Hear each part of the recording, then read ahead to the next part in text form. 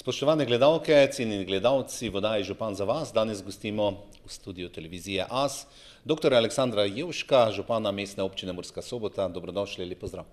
Lep pozdrav vam v studiu, lep pozdrav vsem gledalkam in gledalcem vaše televizije.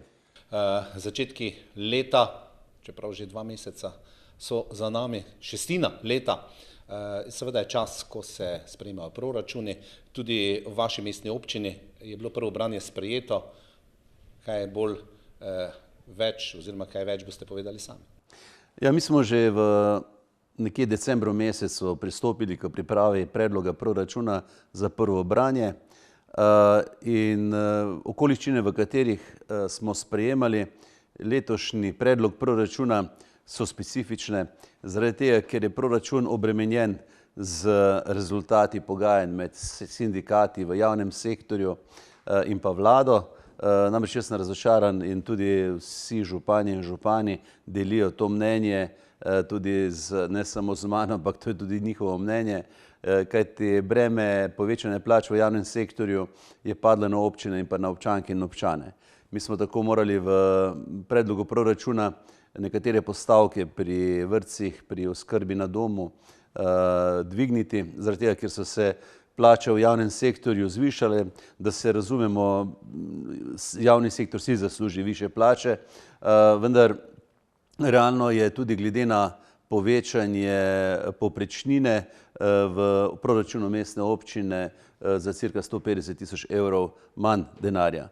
Tako da smo morali v tej zvezi proračun pripravljati, hkrati pa seveda smo v investicijskem toku, ki je posledica pridobljenih evropskih sredstev, 10,6 milijona, ki jih moramo počrpati v roku 3 let, zdaj smo v 2. letu, kar pomeni, da moramo zagotavljati lastni delež pri črpanju evropskih sredstev 20%, to pomeni na 3-letni ravni 2 milijona približno.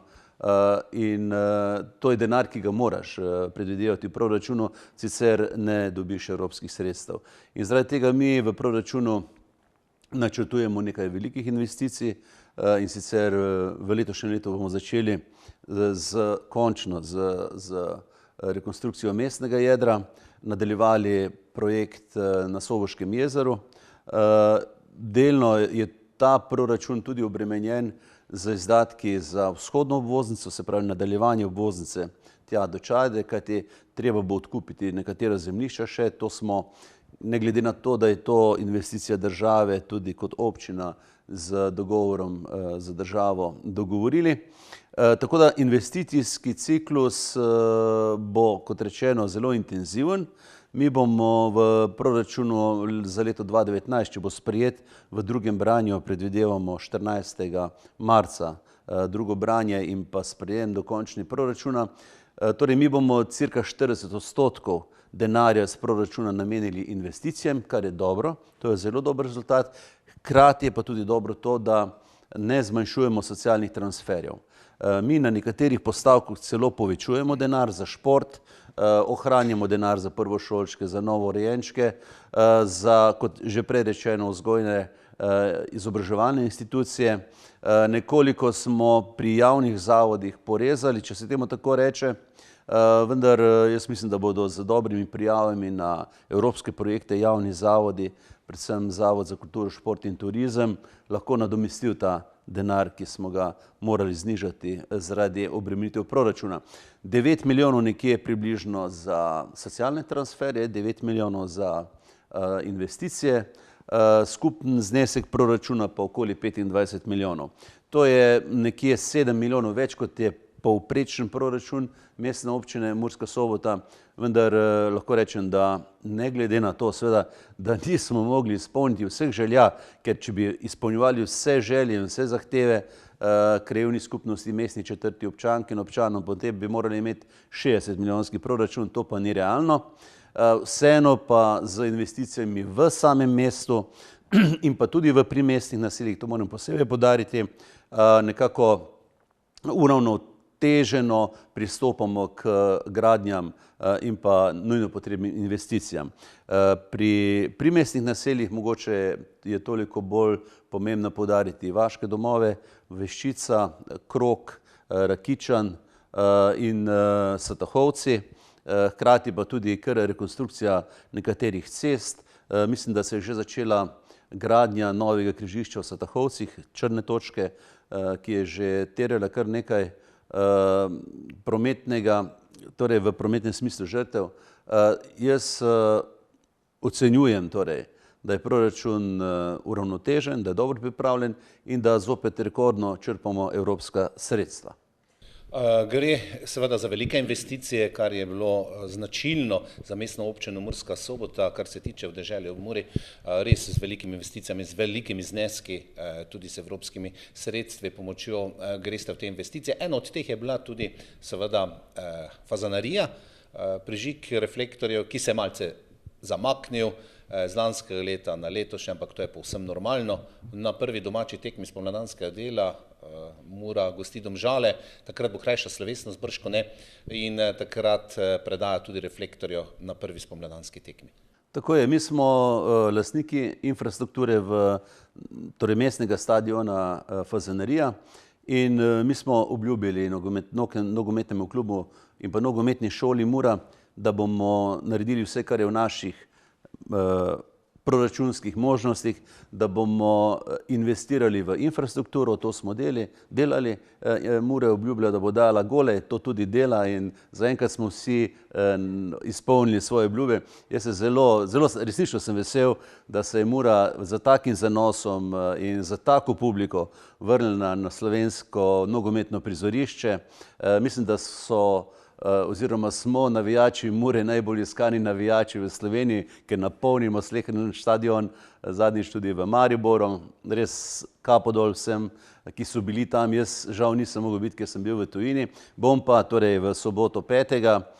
nekje 20 minut pred 17. uro bo otvoritev uradna reflektorjev, ki smo jih pred 14 dnevi že prižgali. Ta otvoritev bo tudi v neposrednem prenosu na Planet TV, mislim da. Potem pa tekma proti Domžalam. Jaz sem glede na to,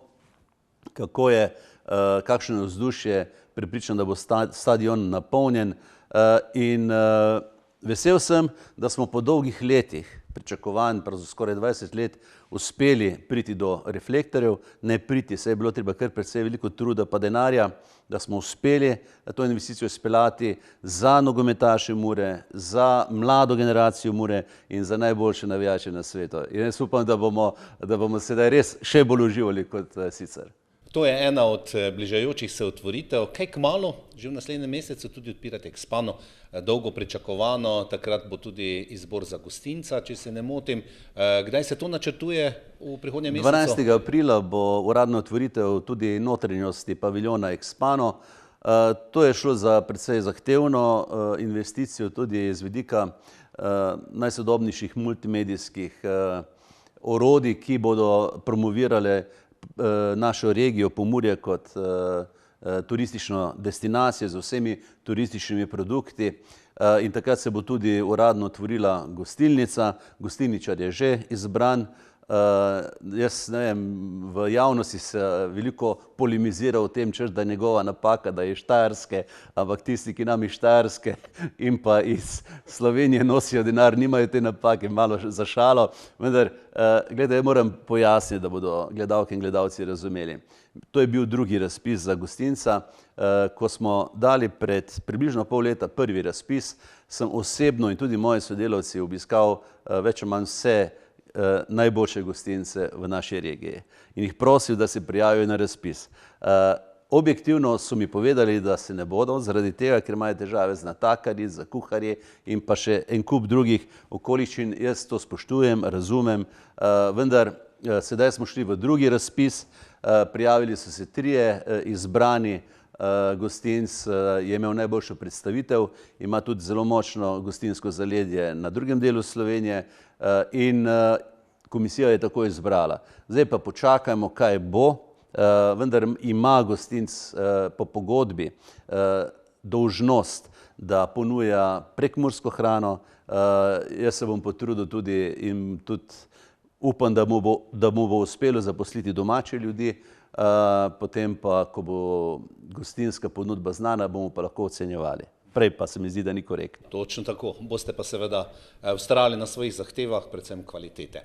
Ja, gledajte, namreč mi v takem objektu resnično smo veliko truda in denarja vložili v ta objekt, promocije. Praktično po kjerkoli hodim, tudi veliko sem v tujini, promoviram Expano, slovensko turistično ponudbo, pomursko turistično ponudbo. In če nekdo pride z velikimi pričakovanji, seveda, kaj naredi, najprej se usede in spije kavico. In ta kavica je včasih ključna za nadaljevanje te poti. Ali si zadovoljen ali pa si razočaran in odideš drugam. Tako da to ne more biti bife nekega nizkega nivoja, ampak res neka gostilnica, na katero bomo ponosni in iz katere bo ljudje šli nasmejani. Motorični park, čas je, ko se seveda manj koristi, zagotovo pa pozno v jesen ste ga odprli, spomladanski čas, verjetno že sedaj, ko nas sonce prijetno greje, čeprav smo še uradno v zimi, bo verjetno zaživel. Ja, ne bi se strinjal, da se slabo koristi. Jaz sem prejšnjo nedeljo, ko je bilo lepo popoldansko, lep nedeljski popoldan, ko sem prispel iz Murske Sobote, v Mursko Soboto od nekje, sem se namenoma zapeljal na Expano in si ogledal motorični park. Tam je bilo na stotine ljudi, ne pretiravam, in registracije na parkirišču, ki je bilo popolnoma zasedeno, ne samo iz Pomurja, ampak tudi iz Maribora, Celja, iz Avstrije. Skratka, jaz mislim, da smo zadeli bistvo, da ljudje iščejo take destinacije. Seveda je treba še veliko na Soboškem jezeru narediti, tudi potem, ko bo sezona v smislu vodnih športov, ostale ponudbe, gostinske ponudbe. Ta lokacija je dobra in seveda jaz se ne morem strinjati s tistimi, ki celo nekateri mediji so zapisali, da je motorični park bolj škodljiv kot koristen. To naj bi bilo povedano na neki konferenci o PM10 delcih in to naj bi bila izjava Nacionalnega inštituta za javno zdravje. Jaz sem pisal Nacionalnemu inštitutu za javno zdravje in vprašal, prvič, če so to oni izjavili, in drugič, na podlagi katerih meritev je bilo to ugotovljeno. Oni so se odzvali vsem medijem in povedali, da to ni res, da pa je njihova predstavnica na tej konferenci o PM10 delcih izjavila, da je lokacija neposrečena.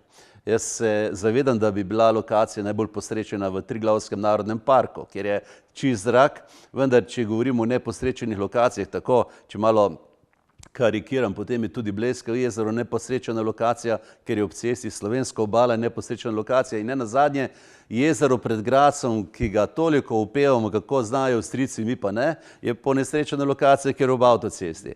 Glejte, mi bomo na motoričnem parku še dodatno namestili protihrupne ograje, zasadili poleg že zasajenih dreves še dodatno neko zeleno bariero in jaz mislim, da ni razloga, da nas bi bilo strah. Strah nas je pa lahko, PM10 delcev, tega problema ne podcenjujemo, ampak ne zaradi avtoceste, ampak zaradi individualnih kurišč. Največ PM10 delcev nastane v času jesenske, zimske sezone, zaradi tega, ker ljudje kurijo z mokrimi drvi, z gumami, z plastiko in ne vem kaj še. To pa moramo pravzaprav v zavesti ljudeh spremeniti, hkrati pa tudi z vzpodbudami občine, države za okolju bolj prijazno kurjavo doseči, da bo tega čim manj. V eni od prejšnjih oddaj, ampak ne oddaji Župan za vas, smo ravno to govorili s strokovnjaki in seveda z vašimi z občine in ne nazadnje se ugotavlja, da zopet ni tako slabo. Je pa seveda vse odvisno tudi od meteoroloških razmer. Letos so čez zimo bile kar ugodne.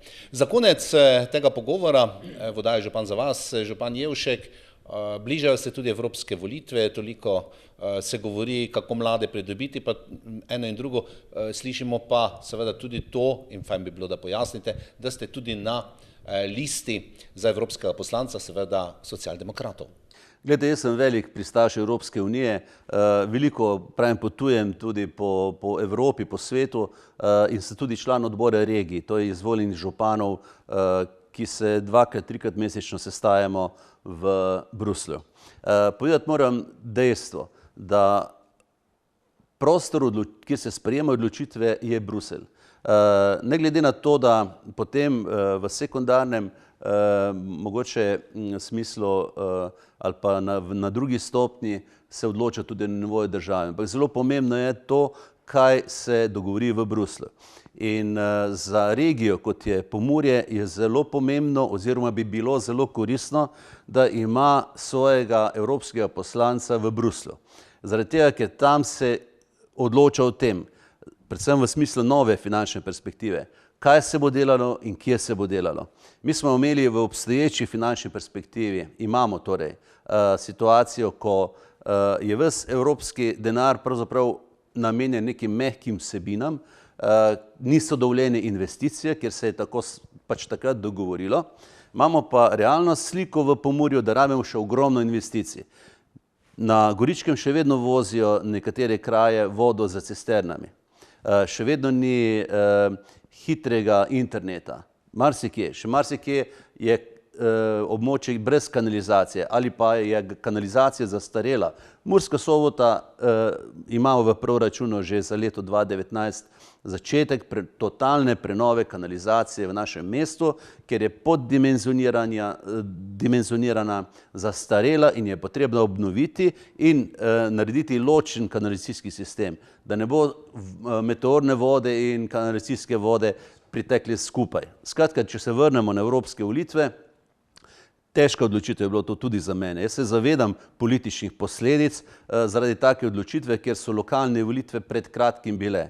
Vendar po lokalnih volitvah smo se v stranki pogovarjali in se tudi dogovorili, da pristanem na to, da nastopam na evropskih volitvah, 8. na lestvici socialdemokratov. In zakaj? Zaradi tega, ker enostavno meni ni vseeno za to Pomurje, pa za to regijo. Jaz živim tukaj že 35 let. Tudi na nek način, čeprav sem Korošec, po srcu se imam za Prekmurca. In se mi zdi, da je tudi skozi to opcijo prav, da delamo na tem, da gremo zraven, da smo prisotni in da poskušamo tudi na ta način narediti nekaj dobrega za to regijo. Zdaj, veliko ljudi me sprašuje, kaj pa bo, ko boš ti odšel. Te stvari so pripravljene. Mi smo konec koncev investicijsko postavili stvari v mestni občini, podkrepljeno z denarjem za naslednja 3 leta. Imamo odličen mestni svet, dobro sestavo mestnega sveta in verjamite, imamo dobre kandidate, vkolikor bo do tega prišlo, da bodo nadaljevali to delo brez skrbi. Nam se včasih zdi Evropska unija popolnoma samoumevna. Mi, da so, bomo rekla, malo zgornjih srednjih let se spomniva, da smo čakali v vrsti na mejnem prehodu Gederovci, da smo šli v Avstrijo, Bad Radgersburg po pomaranče, da smo zbirali, vse jaz sem tako počel, ker ni bilo strešne klitine v Sloveniji, smo zbirali malo obmejne prepustnice, da sem lahko šel v Avstrijo kupiti strešno klitino. Naša deca niso dejansko imeli šans, da bi študirali v tujini. Sedaj to je. Da ne govorim o skupni varnosti. Varnost je top tema sedaj v Evropski uniji. In če ne bo celotna Evropska unija skupaj odgovorna za varnost, potem ena država nima šans praktično sama znotraj Evropske unije ločeno, ker so sistemi že tako povezani, tako smo odvisni drug od drugega, da nam drugega ne preostane, da vztrajamo na Evropski uniji. Ja, spremenjeni, manj birokracije in tako dalje, ampak to je stvar, ki jo je treba urediti.